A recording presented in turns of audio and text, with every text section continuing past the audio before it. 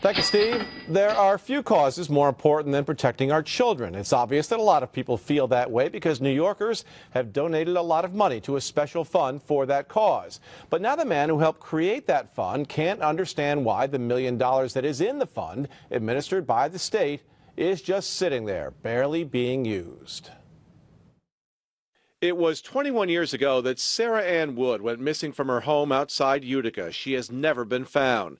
From her disappearance, the idea for the Missing and Exploited Children Fund was born, a checkoff box on your state tax returns. The man who came up with the idea and made the fund happen, Terry O'Neill, who worked in the administration of then Governor Mario Cuomo. I set this up 20 years ago, and I've learned many a bitter lesson since then. One of those lessons, if the money is in state coffers, you've got to keep an eye on it. When we recently reported on another fund, the prostate cancer fund that hasn't been touched in 10 years, Terry O'Neill knew something might be up with the fund he created. When I read the Comptroller's recent report and I saw your coverage of that on this channel, I started saying, well, let's find out what's going on here and see if we can't shake that money loose. Here's what's going on. Records provided by the state controller show the Missing Children Fund has been steadily growing in recent years, ending the 2012-2013 year with a balance of a little more than $1 million.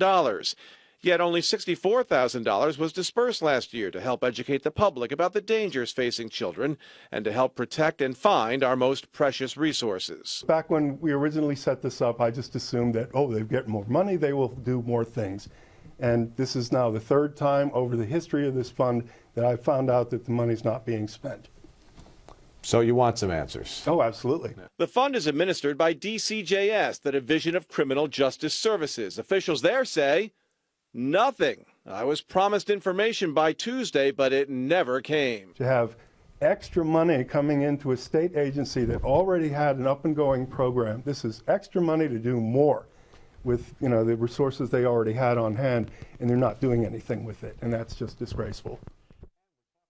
Terry O'Neill has written to the governor's office about this, but he has not heard back. We will keep trying to get answers from DCJS, and we'll let you know what we find out.